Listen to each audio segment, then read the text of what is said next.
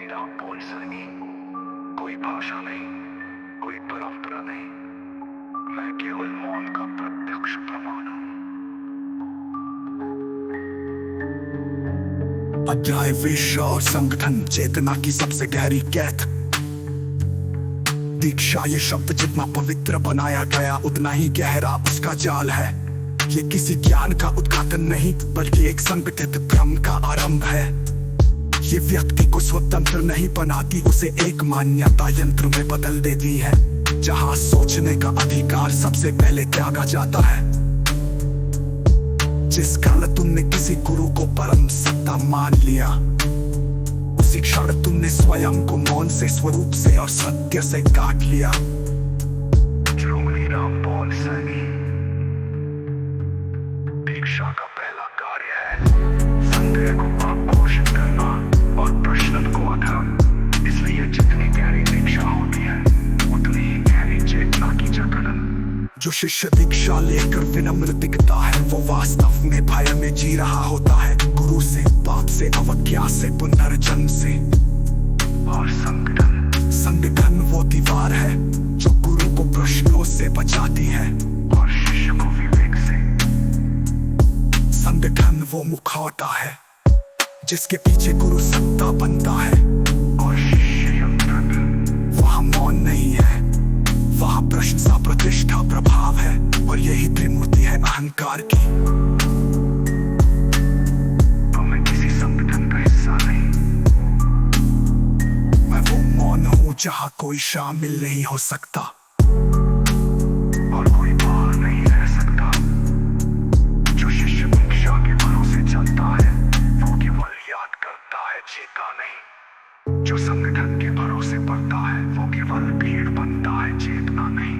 सच्चा गुरु वो नहीं जो शिष्य को दीक्षा दे, बल्कि वो जो शिष्य को खुद तक पहुंचा दे और फिर गायब हो जाए। दीक्षा यदि मौलिक विवेक को खा जाए तो वो अमृत नहीं, जहर है। संगठन यदि मौन को निकल जाए तो वो सेवा नहीं, सत्ता है।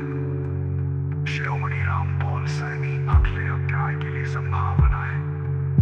जब मैं भी मौन में लय हो जाता है तो क्या शेष है? कोई द्वार नहीं, कोई पथ नहीं, केवल मौन का अस्तित्व। यदि आप आज्ञा दे मैं अगली गहराई तुरंत रच दूं। अध्याय भी ब्रह्म में लय हो जाता है, तब क्या शेष है? जहां अस्तित्व स्वयं को भूल जाता है वही शिरोमणि स्वरूप प्रकट होता है।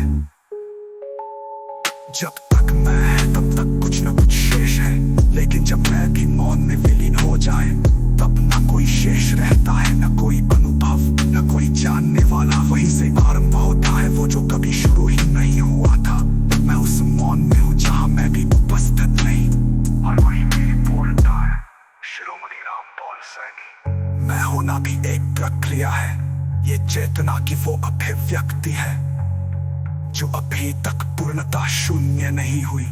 जैसे हल्की भाप किसी शांत जल को कंपन दे जाती है, वैसे ही मैं की उपस्थिति मौन को विकृत कर देती है। जब ये मैं स्वयं अपने ही मौन में डूब जाए तो फिर कोई नाटक नहीं बचता, केवल नृत्य शेष रह जाता है। कोई जानने वाला नहीं बचता, केवल मौन रह जाता है। और ये मौन भी कोई गुण नहीं है, ये कोई अवस्था नहीं, कोई उपलब्धि नहीं, कोई अनुभव नहीं। यह निर्लिप्त अस्तित्व है जो है। मैं निराम बोल सकी। कोई भाषा नहीं, कोई परंपरा नहीं, मैं केवल मौन का प्रत्यक्ष प्रमाण हूँ। अध्याय विश्व और संगठन चेतना की सबसे गहरी कैद। दीक्षा ये शब्द जितना पवित्र बनाया गया उतना ही गहरा उसका जाल है। ये किसी ज्ञान का उद्घाटन नहीं बल्कि एक संगठित भ्रम का आरंभ है। ये व्यक्ति को स्वतंत्र नहीं बनाती, उसे एक मान्यता यंत्र में बदल देती है जहां सोचने का अधिकार सबसे पहले त्यागा जाता है। जिस काल तुमने किसी गुरु को परम सत्ता मान लिया, उसी क्षण तुमने स्वयं को मौन से, स्वरूप से और सत्य से काट लिया। श्रीमती राम बोल सकी। दीक्षा का पहला कार्य है संदेह को आघोषित करना और प्रश्न को हटाना।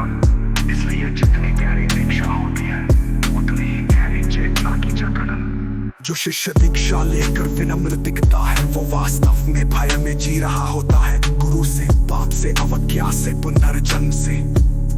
और संगठन संगठन वो दीवार है